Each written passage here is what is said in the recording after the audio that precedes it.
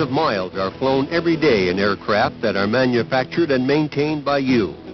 Whether commercial, rotorcraft, or general aviation, the owners, operators, and passengers trust your knowledge and expertise in making the aircraft safe from takeoff to landing. The safe air travel we enjoy today is no coincidence. Long before a passenger will ever see inside of an airplane, that plane has been tested not only in flight, but the millions of parts and miles of wire and cable have been tested individually in the manufacturing process. The problem facing the aviation industry is not with the safety of new aircraft. The safety record in the U.S. is the best in the world. The problem is with unapproved parts that may find their way inside these planes in routine maintenance or the repair process. What does the Federal Aviation Administration consider to be an unapproved part? So anything that is produced in any manner outside of the systems that we recognize without an approval by the FAA is in fact an unapproved part. The Federal Aviation Administration issues what is called a PC, or Production Certificate, to manufacturers of aircraft, aircraft engines, and propellers.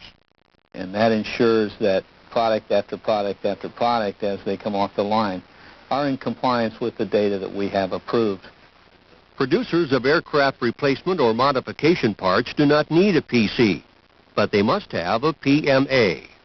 The PMA means Parts Manufacturer Approval. It's a method of getting parts approved to be installed on aircraft. And the rule basically says that it's illegal to produce parts for installation on an aircraft unless you have a PMA. There are 4 exceptions to that.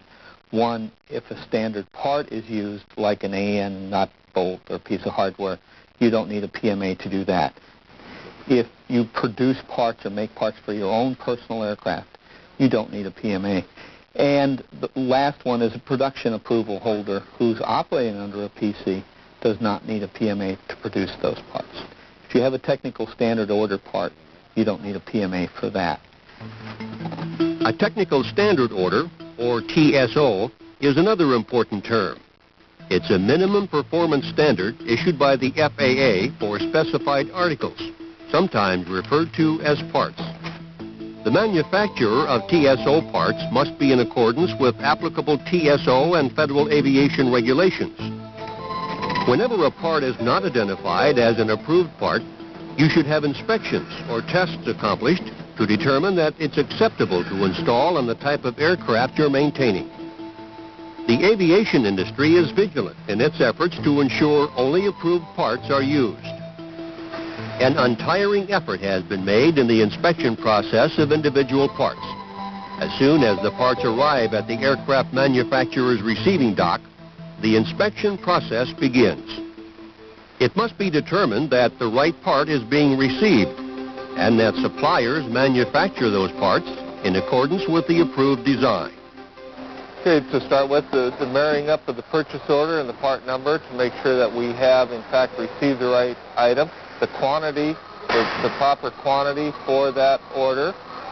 Then we get into looking and verifying the conformance of the part to the actual drawing requirements.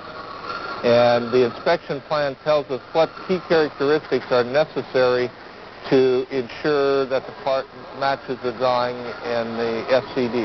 SCD being source control document. Aircraft manufacturers take the same meticulous care in making their spare parts as they do in making the original airplanes and helicopters. But unfortunately, there are unscrupulous people who manufacture similar parts that are not FAA approved, or even salvage old parts and sell them as new. When one considers the millions of parts involved, such as at this legitimate manufacturing plant, one can see the potential problem facing the industry and the monumental task in policing spare parts. But there are ways to help. I have a fixed opinion that it is necessary for the buyer to have a major responsibility in dealing with aeronautical products, as in know your source, a major obligation. We got to be very cautious of where we buy parts. Is this an approved supplier that we're receiving the goods from? If I were a mechanic, I would want to know my supplier. Suppliers in this case are not just the major companies, such as an engine manufacturer. Distributors also play an important role in supplying FAA-approved parts. The size of the shop doesn't relieve one of the big responsibilities involved. Standard parts, such as nuts and bolts, should be inspected at random to ensure they conform to established industry or U.S. specifications. If they don't meet those standards, don't install them. There is too much at stake. You have an aircraft now that is very complex in design. It still has a lot of redundancy in the design, but the complexity in itself, as you deal with the avionics and your fly-by-wire systems, if you're dealing with a product that is not up to par to the original type design, the risk is always there. The FAA and aviation industry are making a concerted effort to cut down on that risk. It should be noted that a visual inspection of a part may not be enough to detect problems. And a person buying those parts may not know that they're unapproved by just looking at them. So what we'll come up with is a method of identifying those parts through certification or knowing who you bought those parts from, conducting some kind of analysis or review of that supplier. The Office of Inspector General of the Department of Transportation conducts criminal investigations that often turn up unapproved parts. The disturbing fact is the internal parts in this case are the parts that are unapproved. By the mere examination of the outside, you really can't determine that. When it was determined this flap indicator was faulty, the air carrier sold it to a salvage dealer, believing it would be destroyed. Instead, it was sold to a broker who made unapproved repairs, and it made its way back into the aviation industry. The same carrier who had sold this as scrap had unknowingly bought back the same part from a broker, installed it, and it failed. Aircraft manufacturers must have an FAA-approved quality control system in place. It's this system that assures that only approved parts are used in the manufacturing process. They don't become approved until they come through our front door, our approved production inspection system. It's FAA approved, we have internal procedures, and those parts have to pass through that appraisal system before they become FAA approved. We do buy TSO parts, we have TMA parts, we buy engines and things that are built under production certificate. So we have a trail of certifications. Certification. This is a key element in successful operations, whether it's a manufacturer, an airline company, a repair station, distributor, or even an individual owner. This manufacturer not only demands certification, but double-checks the system.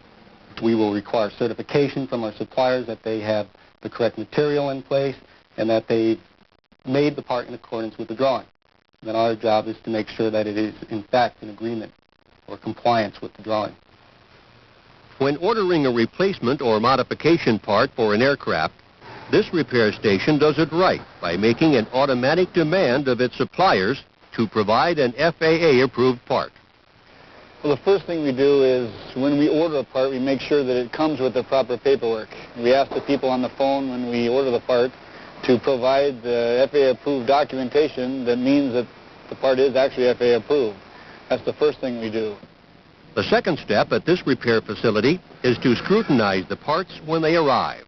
Part numbers match, the serial numbers match, also that the part has not been damaged in shipping. Only if the parts meet these criteria are they placed on the stock shelves. But that's not the end of the scrutiny. When it's time to take that part off the shelf and use it, in this case a starter, the mechanic has his own responsibilities. When I get it, I check the yellow tag, make sure that the part number corresponds with the part numbers on the starter. And I also check the starter for condition and make sure that there's no damage and that it is the same starter that I took off. 268-6, that's correct. Okay, work order. W19SE. Clock 33. Okay, thanks, Pat. All right, thanks, Kenny. Some aircraft owners may inadvertently supply unapproved parts as a way of saving money. An FAA-approved repair station or mechanic should demand to see the documentation attesting that the part is FAA-approved. If no documentation is available, they should determine if the part is acceptable for installation by performing appropriate tests and inspections. If they do not provide it, we try to get them to either provide it to us or we just refuse to put it on the airplane because we are liable because we returned the service.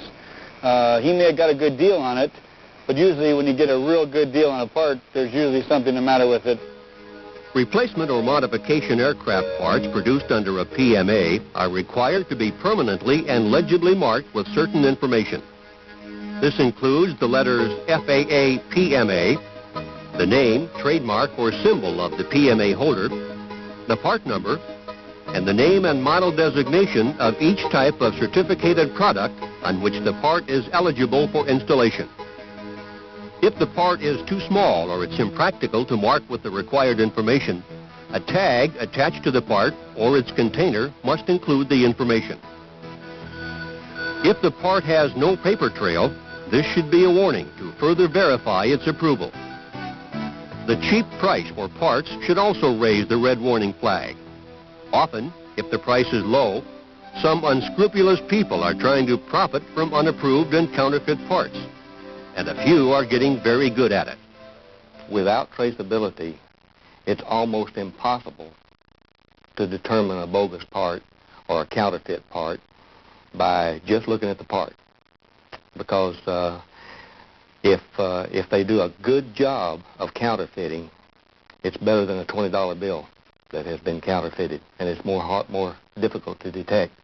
I have a couple of bolts, very, very similar.